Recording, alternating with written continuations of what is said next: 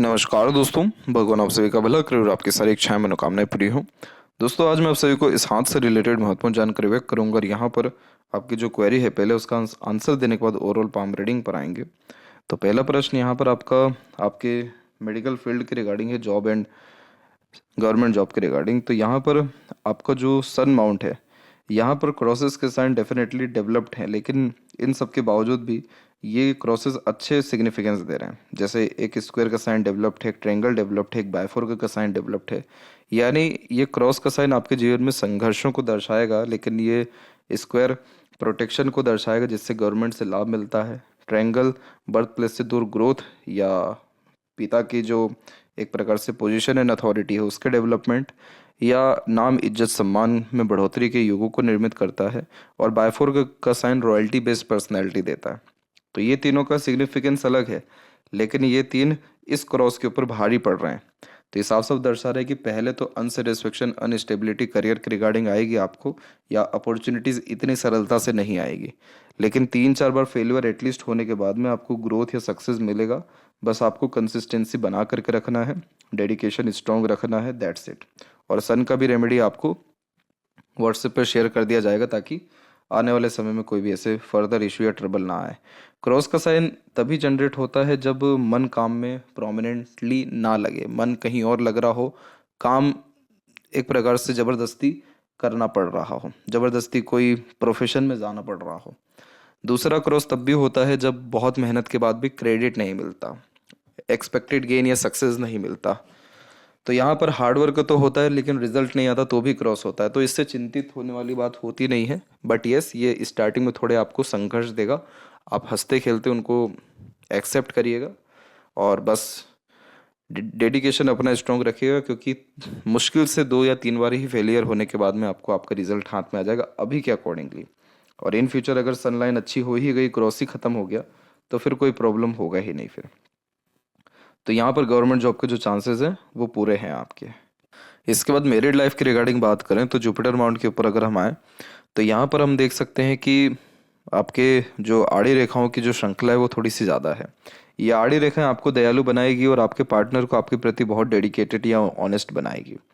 ये most probably arrange marriage को ही denote करता है। और ये जुपिटर जो माउंट है वो आपका डेवलप्ड अच्छा है। दूसरा जो शुक्र पर्वत है वो भी डेवलप ठीक है। तो ये मैरिड लाइफ की क्वालिटीज़ को इम्प्रूव ही करता है। इस कंडीशन में मैरिड लाइफ में stability, success, peacefulness and success after marriage के कॉम्बिनेशंस को ये डेवलप करता दिखाई दे रहा है। अगर इन फ्यूचर यहाँ पर किसी भी तरह का स्क्वायर प्रोमिनेंटली बिल्ड होता है, जैसे यहाँ पर एक स्क्वायर दिख रहा है लेकिन ये बहुत प्रोमिनेंट नहीं है, यहाँ बिल्ड हो सकता है, नहीं तो यहाँ बिल्ड हो सकता है। तो अगर स्क्वायर बिल्ड हो गया तो बहुत रईस घर में जाने के चांसेस होते हैं, नहीं तो शादी के बाद बहुत ज़्यादा प्रोस्पेरिटी प्रॉपर्टीज आ जाती है। किसी भी पर्वत के ऊपर स्क्वायर या ट्रायंगल रेक्टेंगल होता है तो वो सिक्योरिटी का साइन हो जाता है कि अब आपको इन ग्रह से या इनके रिगार्डिंग जितने भी पॉसिबिलिटीज़ होती है उन सब में पॉजिटिव रिजल्ट ही आएगा। तो जुपिटर कारक है मैरिड लाइफ का, फैमिली लाइफ का, करियर का, करियर में टॉप पोजीशन एंड अथॉरिटीज़ का, रिसोर्सेज का, ज्ञान का, बच्चों का। तो फिर वहाँ से हमेशा खुशी आएगी, मन चाहा परिणाम ही आएगा। तो इसीलिए जहाँ तक मेरी आशंका है, यहाँ पर आने वाले समय में स्क्वायर बन जाएगा।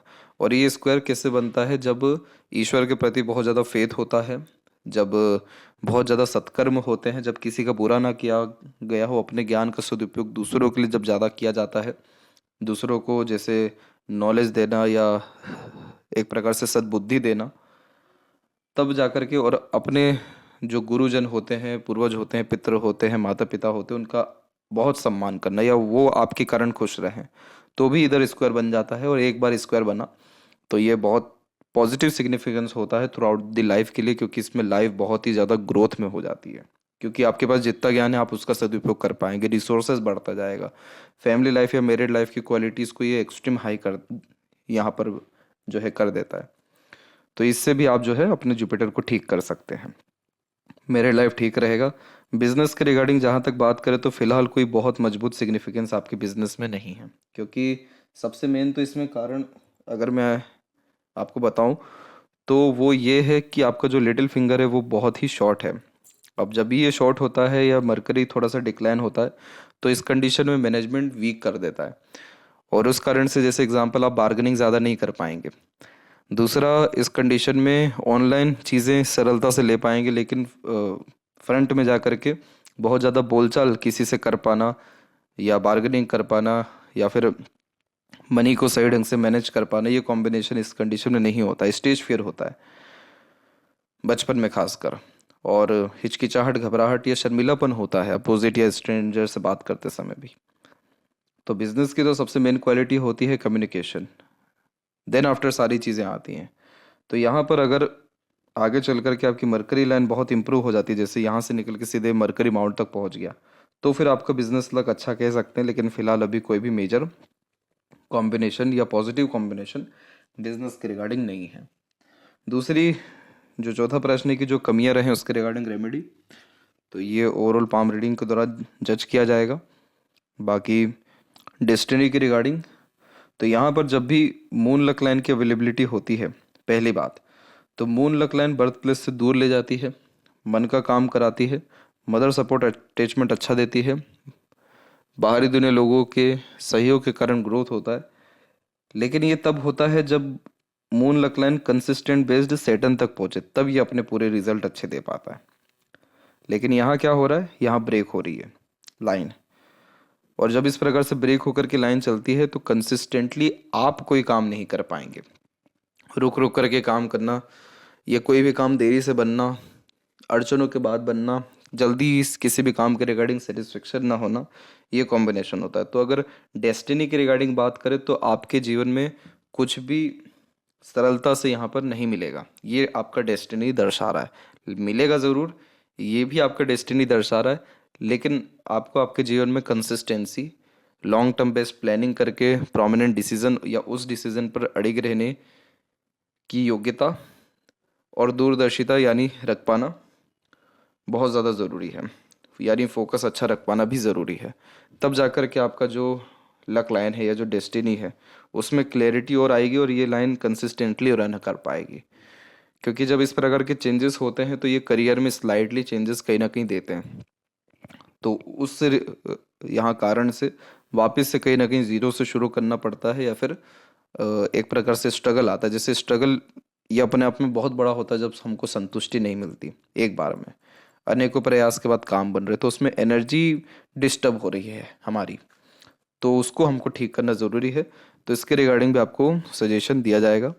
बाकी अभी आते हैं ओवरऑल पाम के एनालिसिस के अतिरिक्त, तो देख सकते हैं कि फिंगर की लेंथ पाम के कंपैरिजन में शॉर्ट है, जो फास्ट डिसीजन मेकिंग हैबिट को, थोड़े जल्दबाजी या हड़बड़ी किस्म के नेचर को दर्शाता है।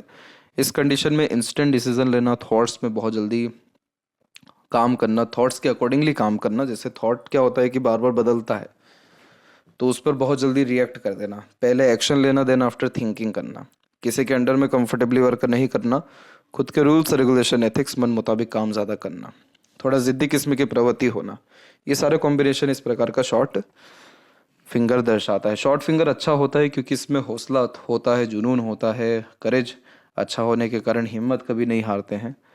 परंतु दूरदर्शिता रख के जितना काम करेंगे, निर्णय लेंगे, या जितना कम रिएक्ट करेंगे, जितना कम अपने डिसीजन या प्लानिंग में फेरबदल करेंगे, उतना ज़्यादा ग्रेट सक्सेस मिलता है।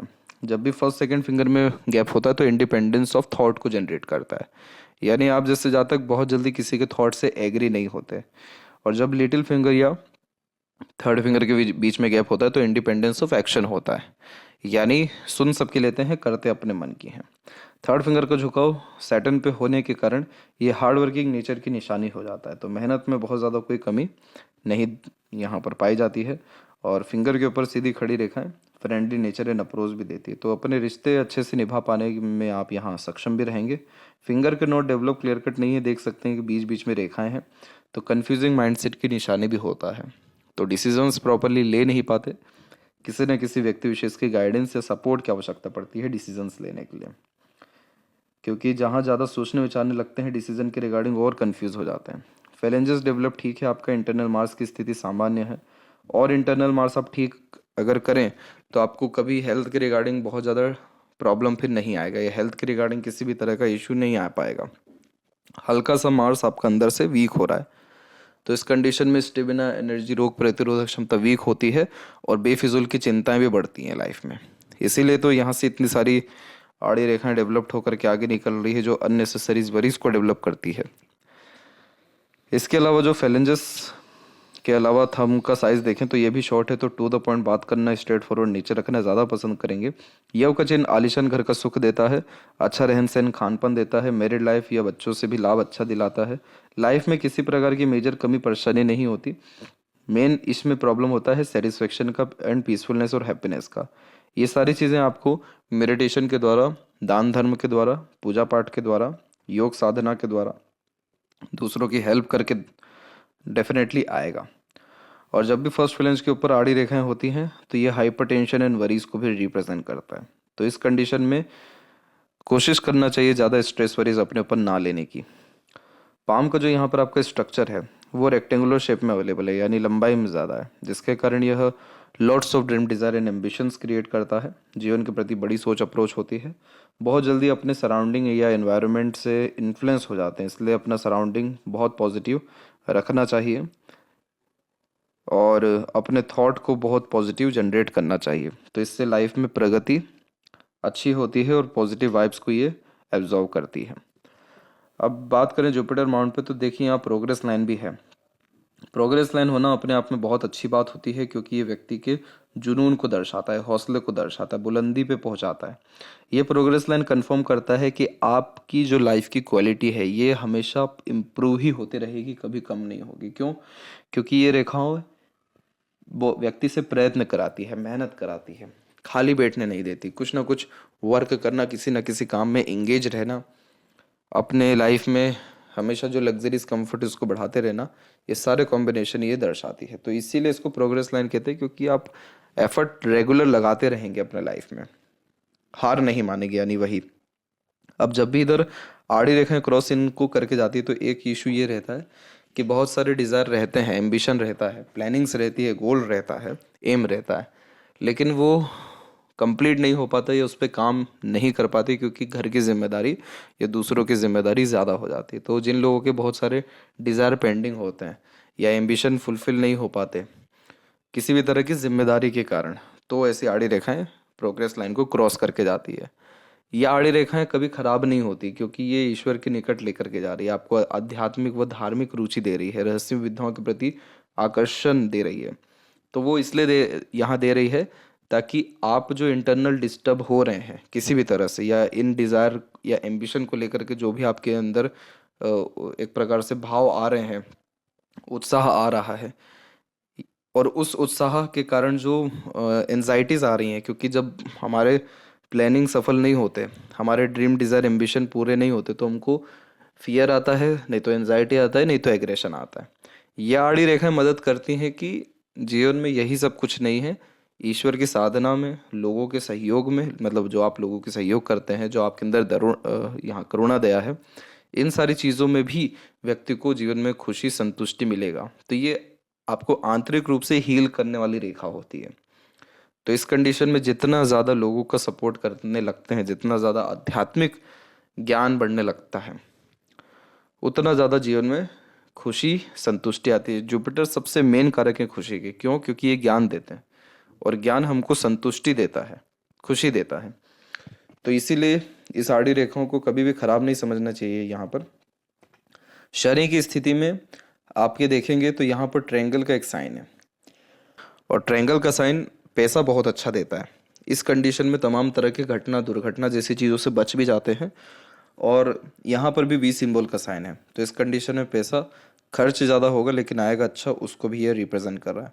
आपकी लक लाइन में डेफिनेटली कंसिस्टेंसी नहीं है, जिसके कारण आपका एक बार में कोई काम नहीं बनेगा या संतुष्टि जल्दी आपको नहीं मिलेगा।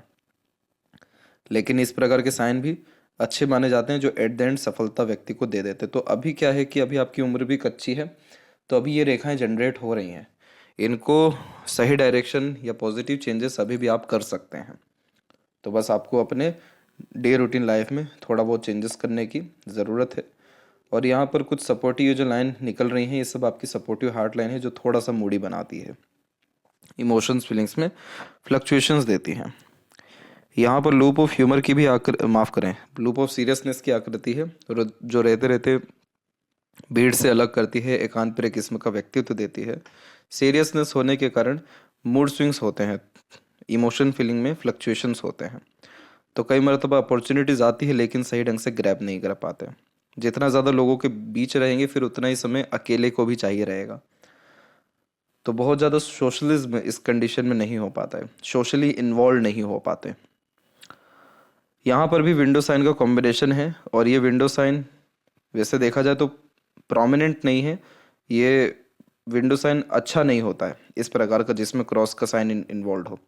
तो यहाँ पर ये विंडो साइन तभी क्रिएट होता है जब व्यक्ति अपने जीवन में हर क्षेत्र में हाथ आजमाना चाहते हैं, हर प्रकार का काम करना चाहते हैं, हर अपॉर्चुनिटी को ग्रैब करना चाहते हैं, तभी तो मल्टीपल्स लाइन नीचे से आती है। तो फोकस अपना अच्छा रखिए, डेडिकेशन एक ही काम के प्रति कंसिस्टेंटली रखिए। जब तक एक काम पूरा ना हो दूसरा काम हाथ में ना लीजिए। तो इससे जो आपकी सनलाइन यहाँ पर निकली हुई है ये और डेवलप्ड होकर अगर सैटर्न तक पहुँच गई तो फिर तो सबसे ज़्यादा नेम, रिस्पेक्ट, सक्सेस आप अपने घर परिवार या सोसाइटीज़ में कमा पाएंगे। जो बीच में रेखा जा रही है इन सबको यशस्वी योग कहा जाता है। अपने बुद्धिमत्ता का अच्छा उपयोग कर पाते हैं, संघर्ष के बाद सफलता मिलती है। आलिशान घर का सुख भोगने से लेकर के अच्छा पैसा, धन दौलत कमा पाने की युति ये दे देता है। लूप ऑफ ह्यूमर की भी आकृति है, तो बहुत लंबे समय तक दुखी नहीं रह पाते। कहीं ना कहीं अपनी खुशी ढूंढना, दूसरों की खुशी में शामिल होने जैसे योगों को यहाँ पर यह रिप्रेजेंट करता है। तो यह हंसमुख हास्य कवि या मनोरंजक किस्म का व्यक्तित्व या दूसरों को अच्छे तरीके से एंटरटेन कर पाने की युति भी देता है। इसके अलावा जो मरकरी है आपको उसमें मल्टीपल लाइन, मल्टीपल लैंग्वेजेस का नॉलेज देता है। मीठी बोली आकर्षित व्यक्तित्व होती है। अपने बातों से प्रेरित, प्रभावित, आकर्षित करने की योग्यता होती है। इस कंडीशन में लाइफ में 3 चीज़ों की कभी कमी नहीं पड़ती। पहला पैसा, दूसरा लोग, तीसरा काम। क्योंकि ये स्किल्स को डेवलप करता है तो हमेशा लोगों से घिरे रहते हैं, लोगों को काम की ज़रूरत पड़ती रहती है, उन काम से पैसा आता है। और मेनली लोगों की कमी ना पड़ना, तो वो किससे होता है जब आप जैसे ज़्यादा दूसरों को पॉजिटिव वाइब दे पाते हैं, हील कर पाते हैं, उनके दुख, दर्द या गमों को दूर कर पाते हैं, तो रिकमेंडेशंस बहुत आते हैं, तो ऑटोमेटिकली लोग आगे से रह करके जुड़ने वाले होते हैं। ये कॉम्बिनेशन अच्छा है मरकरी पे, क्योंकि आप मेडिकल लाइन से बिलोंग कर रहे हैं। तो जितने भी ग्रेट और सक्सेसफुल डॉक्टर भी देखने को मिले हैं या मेडिकल लाइन में माहिर लोग जो पाए गए हैं उनका मरकरी बहुत अच्छा रहा। तो मरकरी हाथों की कलाओं को भी दर्शाता है। तो इन लोगों की कला इतनी थी या इतनी ज़्यादा हो जाती है कि ये अगर किसी पेशेंट से मिले, सिर्फ उनको छू लें तो भी स्थिति बहुत बढ़िया हो जाती है, इतनी ताकत होती है। तो वो ताकत नहीं है, वो वाइब से उनकी जो उन्होंने जनरेट कर रखी है वही चीज़ यहाँ पर भी बिल्ड हो रही है, तो बहुत अच्छी बात है ये। इस प्रकार के आइलैंड के फॉर्मेशन हार्ट लाइन में होना बिल्कुल भी अच्छे नहीं होता, क्योंकि ये हेल्थ के रिगार्डिंग स्ट्रेस देता है, इमोशन के रिगार्डिंग फ्लक्चुएशन देता है। इमोशंस एक समान के नहीं रहते। जैसे यहाँ पर लूप ऑफ सीरियसनेस भी हो गया, ह्यूमर भी हो गया, तो सीरियस भी रहेंगे, हंसमुख भी रहेंगे। रहते रहते कौन सी बात बुरी अच्छी लग जाए आप भी यहाँ पर जज नहीं कर पाएंगे। हार्ट लाइन को ठीक करना हो तो सुबह टहलना शुरू करना चाहिए। जॉगिंग एक्सरसाइज ज़्यादा लाइफ में प्रेफर करना चाहिए। खान पान के रूटीन पे ध्यान रखना चाहिए।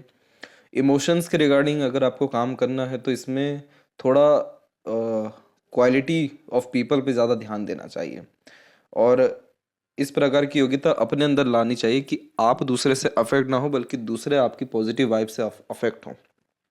तो इसमें जितना हो सके लर्निंग को ध्यान दीजिए, लोगों से पॉजिटिवली मिलिए, प्रकृति के निकट रहिए, तो भी इमोशंस के रिगार्डिंग एडजस्टमेंट हो जाती है। अब जैसे यहाँ पर आपकी हार्ट लाइन स्ट्रेट है तो स्ट्रेट फॉरवर्ड नेचर देती है, टू द पॉइंट बात करना, सुनना पसंद करते हैं। फिर अपर में जो रेखा जा रही है ये इमोशनल बनाने लगती है, और इसमें मंगल का भी हल्का सा कनेक्शन आ ही रहा है, तो एग्रेशन आपको पहले बहुत ज़्यादा था।